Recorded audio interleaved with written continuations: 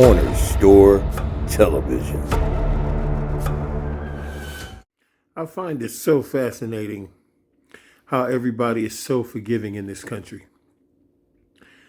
Marjorie Taylor Greene, congresswoman, Republican congresswoman, let me make that very clear,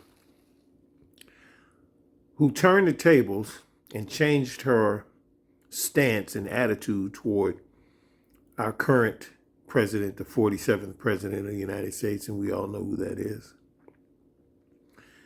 And all of a sudden, she's very how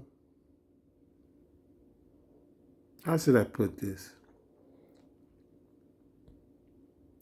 I'll just say it like this. She all of a sudden became a human being.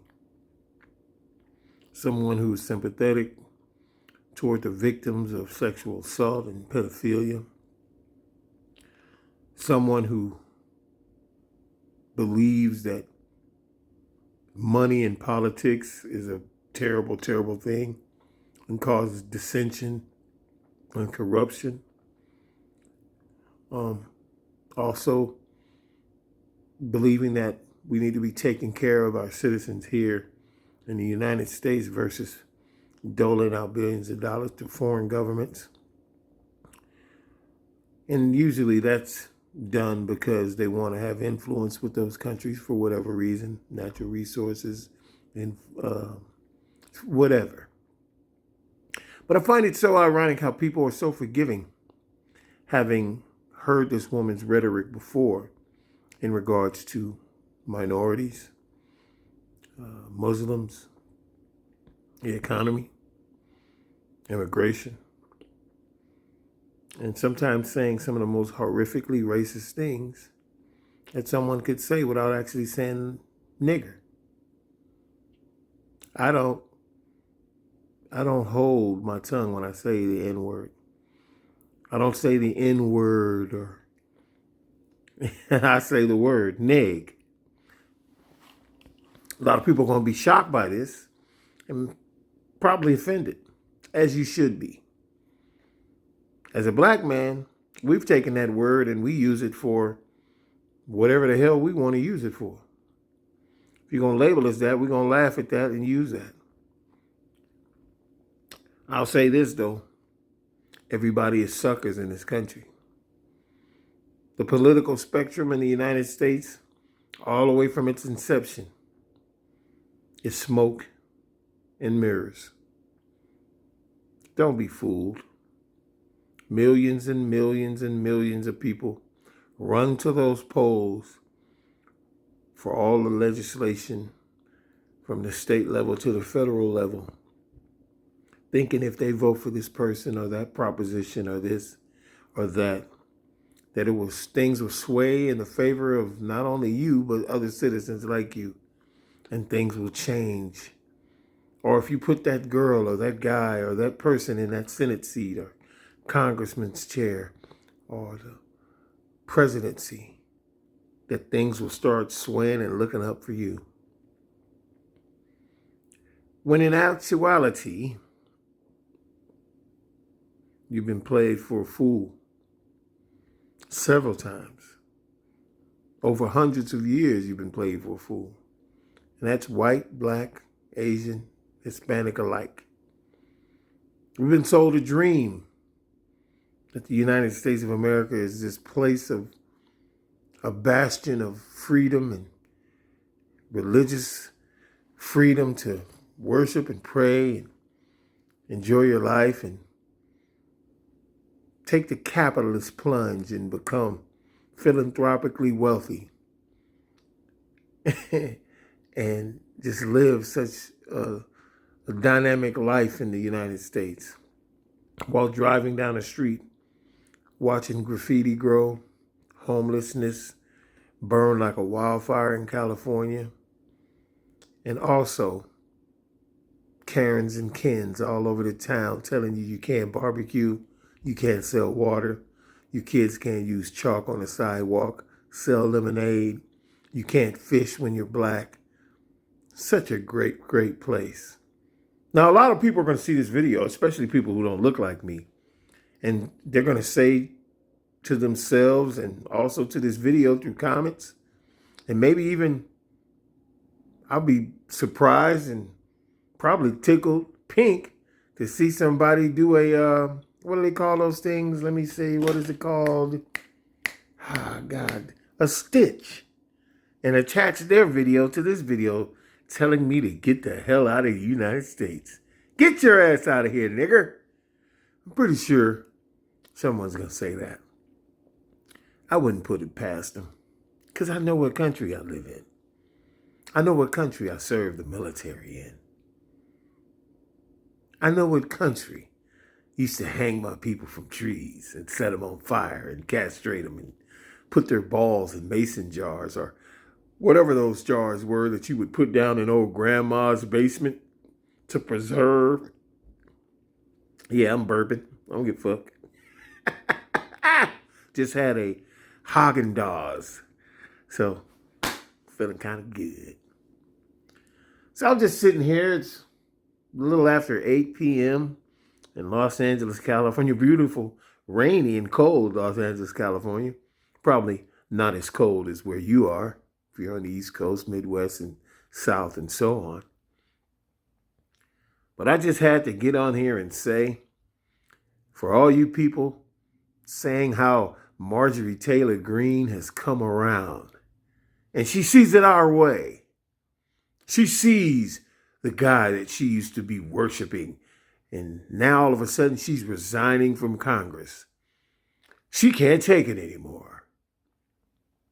Well, I'm here to tell you, folks, 9 times out of 10, if that woman has changed her tune, she's being forced out because they have something on her, like a lot of people have been saying in their videos.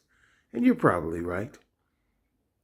But I'm going to say this. I'm going to give you another possible thing that they're doing.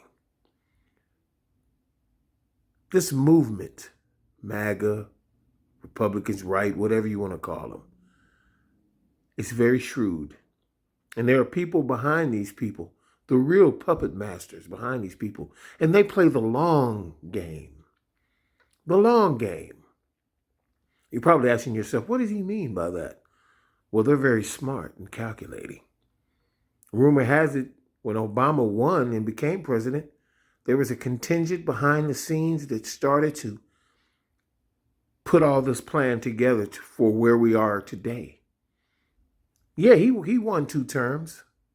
He won 2 terms. They just didn't have the right people in place to be able to stop Obama from having 8 years at that particular time. A lot of people didn't think he was going to win back in the day.